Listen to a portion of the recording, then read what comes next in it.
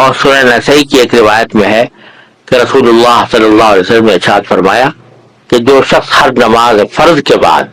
آیت الکرسی پڑھا کرے تو اس کو جنت میں داخل ہونے کے لیے موت کے سوا کوئی چیز مانع نہیں ہوگی، یعنی موت کے بعد فوراً وہ جنت کے آثار اور راحت و آرام کا مشاہدہ کرنے لگے گا۔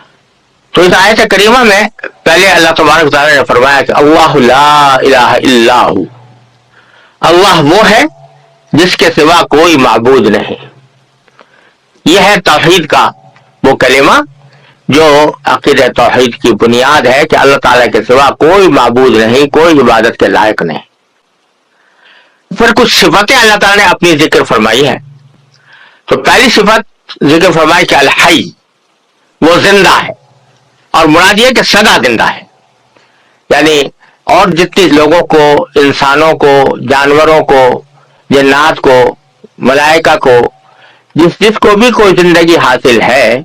وہ زندگی ہمیشہ کے لیے نہیں ہے، ایک نہ ایک وقت اس کو موت آنی ہے۔ اور کوئی مخلوق ایسی نہیں ہے جس کو کسی نہ کسی وقت موت نہ آنی ہو، لیکن اللہ تبارک و تعالیٰ کی ذات ایسی ہے جو ازل سے ہمیشہ سے زندہ ہے اور ہمیشہ زندہ رہے گی۔ تو حی کی صفت یعنی زندگی کی صفت سب سے زیادہ واضح اور صحیح معنی میں زندگی کا مظہر وہ اللہ تبارک و تعالیٰ کی ذات اقدس ہے، اور اس کے سوا کوئی بھی حقیقت میں سدا زندہ کہلانے کے لائق نہیں۔ دوسری صفت جو ذکر فرمائی وہ القیوم۔ القیوم کا ترجمہ ہم نے کیا کہ جو کائنات کو سنبھالے ہوئے ہے، اور اصل میں یہ لفظ جو ہے یہ نکلا ہے قیام سے، اور قائم کہتے ہیں کھڑے ہونے والے کو، اور قیوم اور قیام اسی کے مبالغے کا صیغہ ہے، اور ان کے معنی ہے جو خود بھی قائم رہے اور خود قائم رہ کر دوسروں کو قائم رکھے۔ اور یہی وجہ ہے کہ چونکہ یہ اللہ تبارک و تعالیٰ کی مخصوص صفت ہے جو کسی اور کے لیے استعمال نہیں ہو سکتی، اس لیے کسی انسان کو قیوم کہنا جائز نہیں۔ یہ جو ہمارے ہاں رواج چل پڑا ہے کہ جن لوگوں کا نام عبد القیوم ہوتا ہے ان کو عبد القیوم کے بجائے بگاڑ کے صرف قیوم بولتے ہیں، ایسا کہنا گناہ ہے، کیونکہ قیوم آپ کسی انسان کو قیوم کہہ کر بلا رہے ہیں تو گویا اس کو اللہ تعالیٰ کی مخصوص صفت اس کی طرف منسوب کر رہے ہیں، اور اسی کا نام شرک ہے۔ اگرچہ یہ چونکہ بے خیالی میں ہوتا ہے اس لیے ہم اس کے اوپر کفر اور شرک کا فتویٰ نہیں لگائیں گے، لیکن اس طرح کرنا جو شرک کی علامت ہے، ایسا کوئی عمل کرنا جو شرک کا مظہر ہو، یہ کسی طرح بھی جائز نہیں ہے۔ ہمارے ہاں جو رواج پڑ گیا ہے عبدالقیوم کو قیوم کہہ کر بلانے کا، عبد الرحمن کو رحمان کہہ کر بلانے کا، عبد الرزاق کو رزاق کہہ کر بلانے کا، یہ بہت ہی غلط طریقہ ہے، اور اس میں اللہ بچائے شرک کا اندیشہ ہے، لہذا اس سے ہمیشہ پرہیز کرنا چاہیے۔ پھر اللہ تعالیٰ نے فرمایا کہ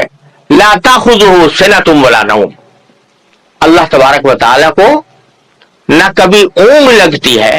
اور نہ نیند، یعنی کہا یہ جا رہا ہے کہ زندہ تو ہے لیکن تم اپنی طرح کی زندگی پر قیاس نہ کرنا کہ جیسی تمہاری زندگی ہے، کہ اس زندگی میں تم محتاج ہو اس بات کے کہ کبھی نہ کبھی تمہارے اوپر موت جیسی نیند طاری ہو، اگر وہ نیند نہ آئے تو تم پریشان ہو جاتے ہو اور تم تھک جاتے ہو، لیکن اللہ تبارک و تعالیٰ ان تمام چیزوں سے بے نیاز ہے، نہ اس کو اونگ لگتی ہے۔ سنہ کہتے ہیں ابتدائی نیند کا جو ابتدائی حصہ ہوتا ہے جس کو اردو میں اونگ سے تعبیر کر سکتے ہیں، اس کو سنہ کہا جاتی ہے، اور نوم باقاعدہ پوری نیند کو کہتے ہیں۔ جب یہ بات ہے تو اشارہ اس طرف ہے کہ جس شخص کی یا جس ذات کی قدرت میں اور اس کے احاطہ علم میں ساری کائنات ہو، اور وہ جو چاہے کرنے پر قادر ہو، ساری کائنات کی چیزیں اس کی ملکیت ہوں، اس کو اپنا کاروبار خدائی چلانے کے لیے کسی شریک کی حاجت کیوں ہو؟ شریک کی حاجت تو اس کو ہوتی ہے کہ جو کسی نہ کسی جگہ حاجت مند ہوتا ہے، تو اپنی حاجت پوری کرنے کے لیے وہ کسی کی مدد چاہتا ہے۔ اللہ تبارک و تعالیٰ کو اس کی کوئی ضرورت نہیں، ساری کائنات اس کی ملکیت ہے۔ پھر فرمایا کہ من ذا الذی یشفع عندہ الا باذنہ، کون ہے جو اس کی اجازت کے بغیر اس کے حضور کسی کی سفارش کر سکے. یعنی جو عقیدہ تھا کافروں کا کہ یہ بت اور دیوتا یہ ہماری سفارش کریں گے اللہ تبارک و تعالیٰ کی بارگاہ میں، اس کی تردید ہو رہی ہے کہ اللہ تعالیٰ کے ہاں کوئی سفارش نہیں کر سکتا جب تک کہ اللہ ہی کی طرف سے اجازت نہ ہو.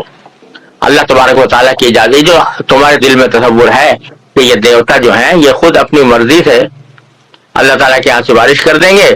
اور اللہ تعالیٰ ان کی نازبرداری کرتے ہوئے ان کی سفارش قبول کر لیں گے، یہ خیال غلط ہے. اللہ تعالیٰ کے ہاں کوئی سفارش اللہ تعالیٰ کی اجازت کے بغیر نہیں کر سکتے.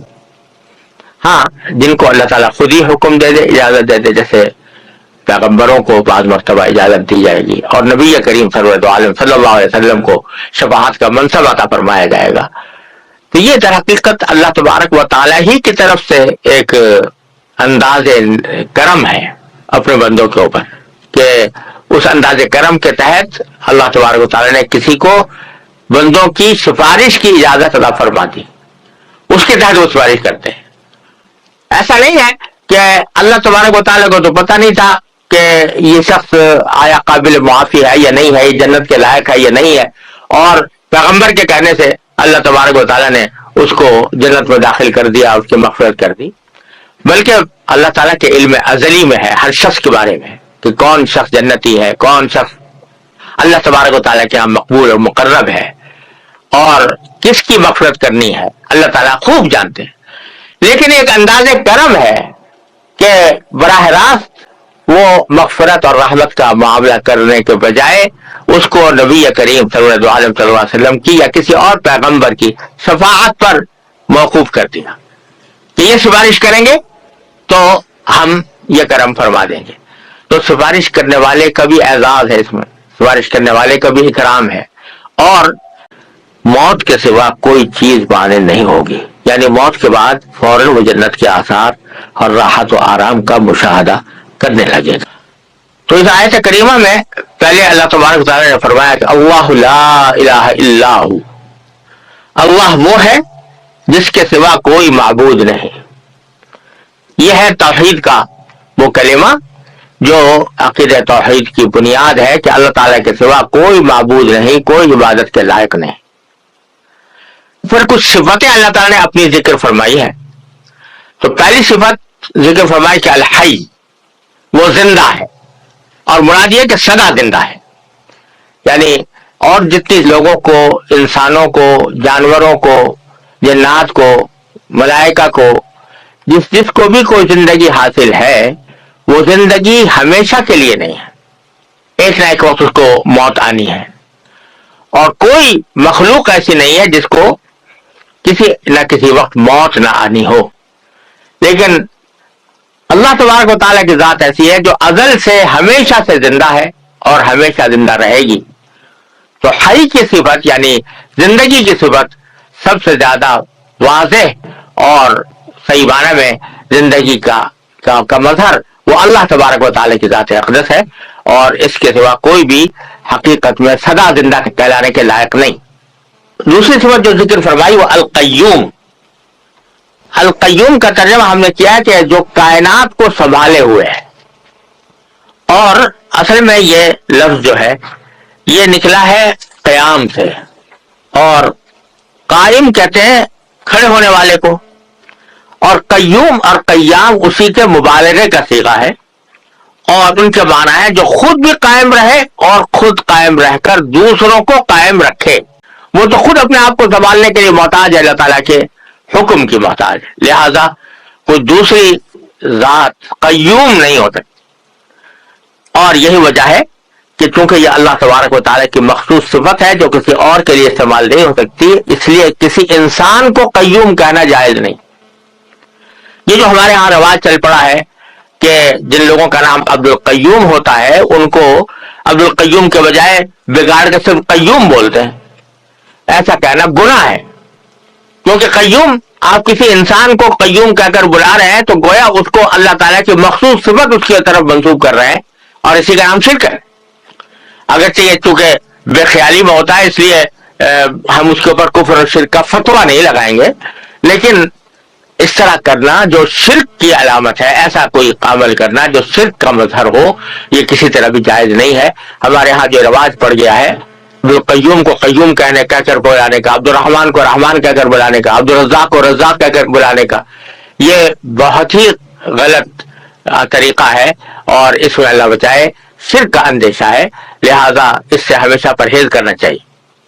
پھر اللہ تعالیٰ نے فرمایا کہ لا تاخذہ سنۃ ولا نوم،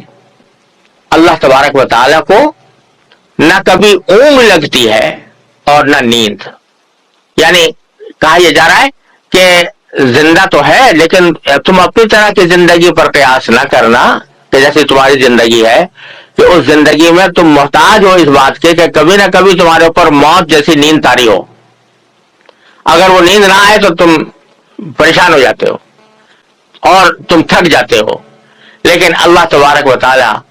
ان تمام چیزوں سے بے نیاز ہے، نہ اس کو اونگ لگتی ہے۔ سنہ کہتے ہیں ابتدائی نیند کا جو ابتدائی حصہ ہوتا ہے، جس کو اردو میں اونگ سے تعبیر کر سکتے ہیں، اس کو سنہ کہا جاتی ہے، اور نوم باقاعدہ پوری نیند کو کہتے ہیں۔ تو اللہ تعالیٰ کو نہ اونگ لگتی ہے اور نہ نیند۔ پھر فرمایا کہ لہو ما فی السماوات و ما فی الارض، اسی کے لیے ہے جو کچھ ہے آسمانوں میں اور جو کچھ ہے زمین میں، یعنی زمین و آسمان کے درمیان جتنی چیزیں ہیں، زمین و آسمان کے اندر جتنی چیزیں ہیں، اس کو اپنا کاروبار خدائی چلانے کے لیے کسی شریک کی حاجت کیوں ہو؟ شریک کی حاجت تو اس کو ہوتی ہے کہ جو کسی نہ کسی جگہ حاجت مند ہوتا ہے،